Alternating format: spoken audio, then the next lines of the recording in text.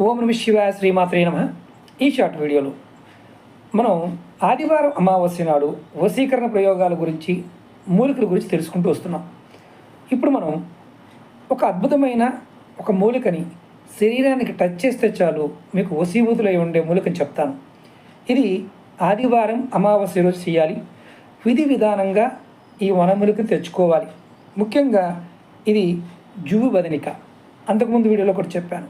ఈ జువ్వి బదనికని మీరు ఎవరైనా సరే, జువ్వి చెట్టు ఉంటుంది, ఆ బదనికని మీరు విధి విధానంగా తెచ్చుకొని, అంటే ఆదివారం అమావాస్య రోజున సంకల్పం చెప్పుకొని ఆ విధి విధానంగా బదనికని తెచ్చుకోవాలి. తెచ్చుకున్న తర్వాత పూజించాలి.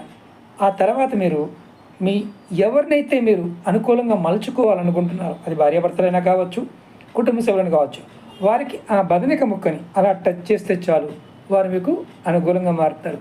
ఇవి రిస్క్తో కూడుకున్న పరిహారాలు. వీటిని ఎవరిని కూడా చేయమని మాత్రం నేను రికమెండ్ చేయను.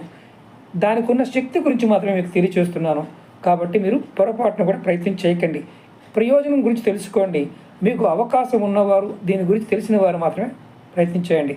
ఇది ఆదివారం అమావాస్య పూట చేయవలసిన పరిహారం. ఓకే మిత్రులారా, మీకు ఈ వీడియో నచ్చినట్టు లైక్ చేయండి, ఛానల్ సబ్స్క్రైబ్ చేసుకోండి, పక్కనే ఉన్న గంట సింబల్ని యాక్టివేట్ చేసుకోండి, 10 మంది మిత్రులకు ఈ వీడియోని షేర్ చేయండి.